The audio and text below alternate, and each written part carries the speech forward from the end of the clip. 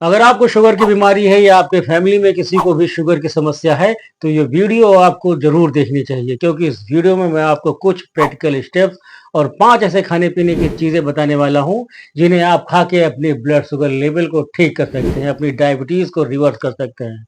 Hello everyone, मेरा नाम है डॉक्टर तुफैल अहमद खान।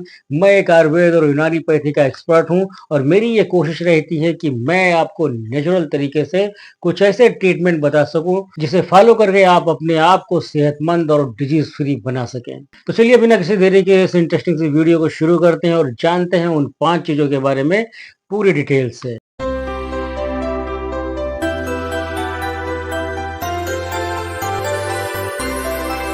दोस्तों, अगर आपको सही तरीके से समझ में आ जाए कि शुगर की बीमारी आखिर क्या है और क्यों होता है, तो आप अपने ब्लड शुगर लेवल को कुछ ही दिनों में ठीक कर सकते हैं। और अगर आपको जो रूटीन हम बताने जा रहे हैं उसे आप फॉलो करते हैं तो आप डायबिटीज की बीमारी को जड़ से खत्म कर सकते हैं। देखिए, जब भी हम कुछ खाते हैं तो हमारा जिस्म जो है, हमारी जो बॉडी है, उस खाने से ताकत हासिल करती है, उसे ग्लूकोज और बाकी न्यूट्रिएंट्स में बदल देता है। लेकिन इसी ग्लूकोज से ताकत हमें तब मिलती है जब ये हमारी बॉडी में कोशिकाओं के अंदर जाता है। और ग्लूकोज को सेल्स के अंदर ले जाने के लिए इंसुलिन होना बहुत ज़्यादा ज़रूरी है। इंसुलिन ही वो हार्मोन है जो खून में ग्लूकोज को हर सेल्स में ले जाता है, जहां पर ये ग्लूकोज इस्तेमाल होकर ताकत पैदा करता है।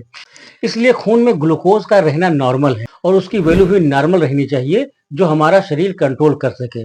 खून में आमतौर पर ग्लूकोज का लेवल 100 मिलीग्राम पर डेसीलीटर हो तो ये अच्छा है, और अगर 200 हो जाए तो भी बॉडी उसे कंट्रोल कर लेता है। अगर 300 हो जाए तो हमारा शरीर जो है उसे कंट्रोल नहीं कर पाता, क्योंकि अगर ग्लूकोज ज्यादा होता है तो इंसुलिन की जरूरत बढ़ जाती है और पेनक्रियाज अपनी क्षमता के अनुसार जितना इंसुलिन बना सकता है उतना बनाता है। लेकिन एक समय आता है कि उससे ज्यादा वो इंसुलिन नहीं बना पाता और ग्लूकोज हमारे खून में ही रह जाता है। जब ग्लूकोज खून में ज्यादा हो तो खून गाढ़ा हो जाता है, जिसकी वजह से वो सही तरीके से खून की रगों में फ्लो नहीं कर पाता, जिसकी वजह से बॉडी के सभी ऑर्गन को खून की सही तरीके से सप्लाई नहीं हो पाती और फिर इसी कारण से वो ऑर्गन खराब होने लग जाता है। इसके अलावा ये ज्यादा ग्लूकोज खून की रगों में अगर ज्यादा देर तक रहे तो इन्फ्लामेशन पैदा करता रहता है। इसलिए शुगर की बीमारी का होना और उसे कंट्रोल में न रखने से आपको और भी बहुत सारी बीमारियां हो सकती हैं। अब इसका हल क्या है? पहली चीज, आपके खून के सेल्स में जो ज्यादा ग्लूकोज है उसे इस्तेमाल करके उसके लेवल को कम करें।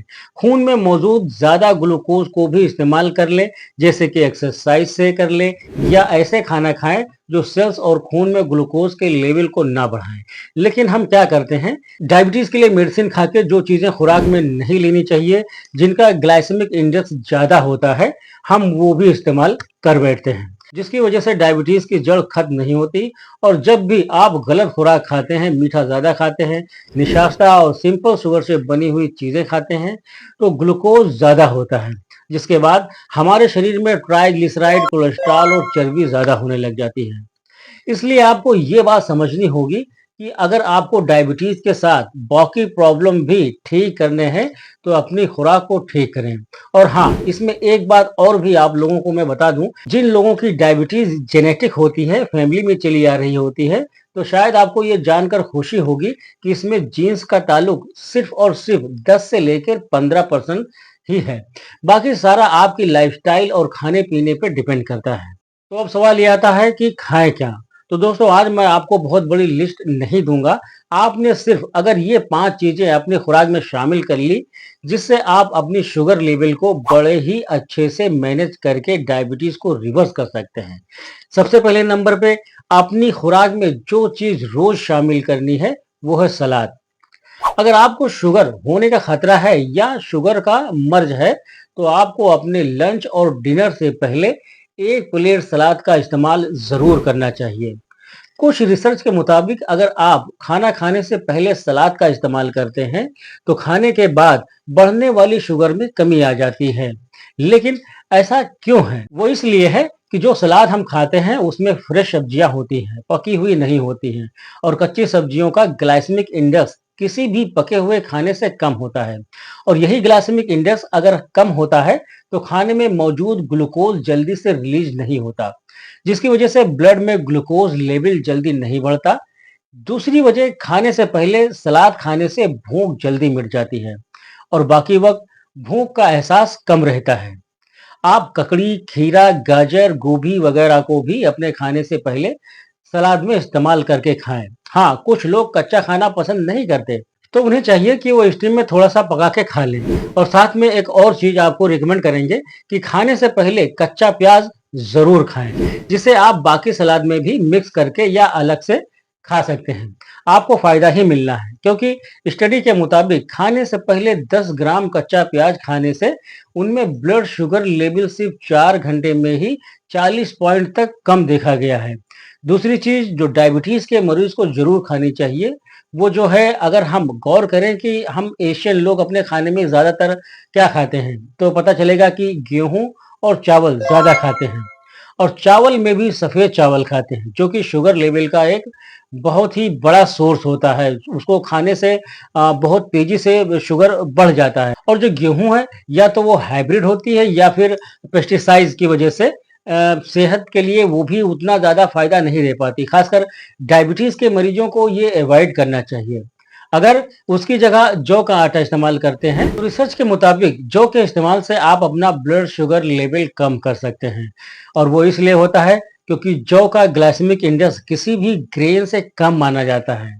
आप सिर्फ कुछ दिन के लिए गेहूं की रोटी की जगह जौ की रोटी खा के देखें, आपका ब्लड शुगर लेवल बेहतर हो जाएगा।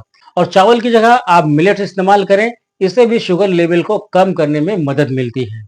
तीसरे नंबर पर, रोज की खुराक में फ्रूट जरूर शामिल करें, लेकिन एक बात का ख्याल रखना है, आपको एक वक्त में एक ही सीजनल फ्रूट खानी है और कोई भी ऐसा फल ज्यादा ना खाएं जो बहुत ज्यादा मीठा होता है।